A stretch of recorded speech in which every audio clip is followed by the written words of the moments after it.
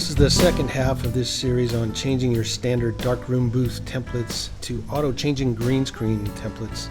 If you haven't already, please watch part 1 on how to convert them. I strongly recommend that you back up your original templates before you convert them.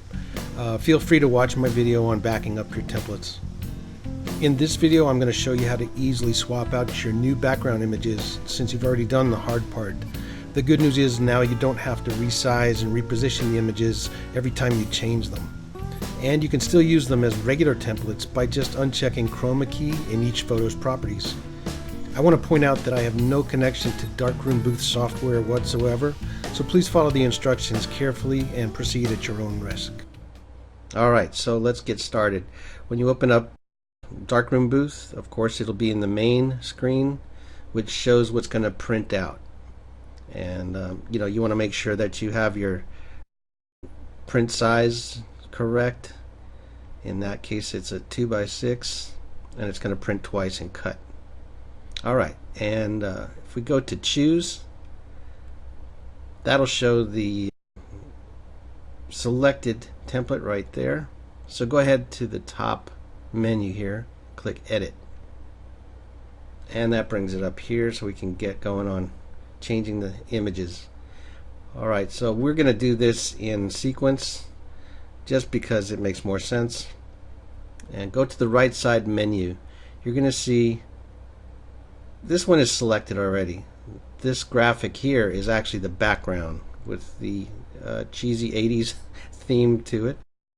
But below that starts graphic 001, 2, 3, 4. And that's these guys in the background of the photos 1, 2, 3, 4. So go ahead and click on 0001. Go down to the bottom toolbar and click edit item and browse for your replacement image. Let's do this one, and that's it. Go to graphic 2, edit item, browse, look for your next one, open, okay. Notice you don't have to do any resizing or positioning. That was already done in the first part when you set up this template. Now you're just changing the background images to what you want in your booth and to match on your print. So go to 3, same thing, edit item, browse, we'll go for this one, and then 4, edit item, browse, and we'll use that one. And even if they're proportioned differently than these panes are, again, the program will take care of that and it'll resize, reposition them, and you're done with this. So go ahead to upper left and hit save. And then for the print screen, for some reason you have to actually choose it again. So go ahead down to the bottom and hit choose, and there it is with your new images in it.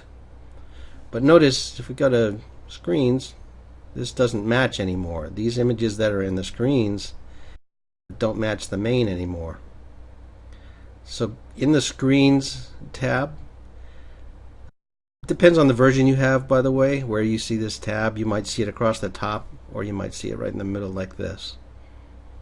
Alright, so in the screens tab we'll click edit. That brings this up right away to edit. You don't have to go into the big screen with all the different templates in it. Alright, in the upper right you see the 1, 2, 3, 4. This live view is going to cause you to have to change 4 additional images, but it's really easy to change these, as you can see, and it's going to resize these to the right size as well. It's important to note that you're going to see graphic 4, 3, 2, 1 up here, and that's going to be the images behind the live view. Notice they're in reverse order. In the live view, it is very important that you keep them in order so that they show to the viewer in the booth the right sequence. Alright, and then down below that, below photo live view, you're going to see again the same images, But watch these handles light up as you go down. That shows you where they are. So that's these guys here. So there's really 8 images you have to change if you're using a template that has a live view. Not all of them do, and you don't have to have a live view. You can do it without, where the program will auto change the backgrounds without a live view. Kind of does that anyway, but in this case you've taken complete control because you converted these in the part 1 video. Alright, so let's start with these side images, and we'll go to this set of graphic 0001, 2, 3, 4 and go down to the bottom, edit item, browse for your next one, hit OK. Changes. Here we'll go to graphic 0002, edit item, browse, get that one. You can see this is really quick after a while.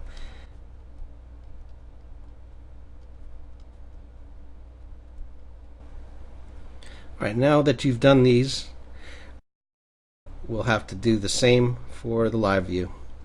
So get to the set of graphics up above live view, and we'll start with 0001 just because it makes sense. Get down to edit item. So you want to get the same images that you used off to the right side. Okay, and then 002.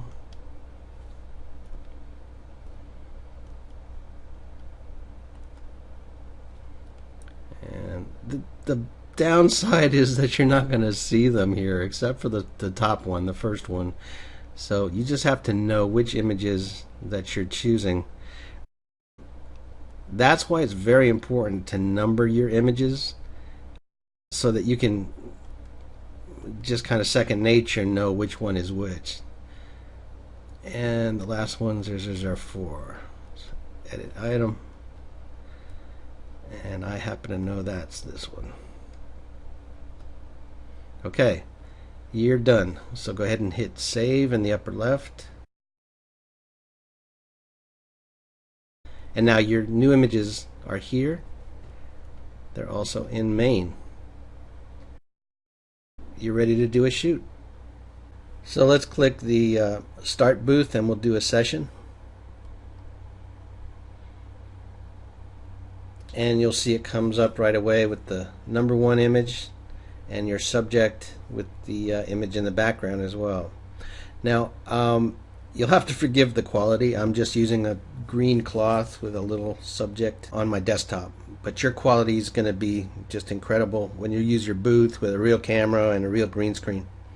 So with that in mind, I'm going to hit the space bar to get it started, and it'll give the countdown. You can throw your regular sounds and everything in the background as you go.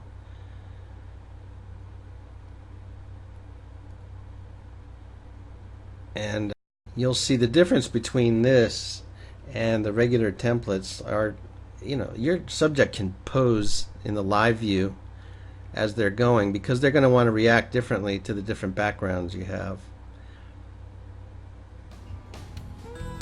And that's it. This is going to match your print template that shows the right image in the right spot. And hope you found these videos helpful.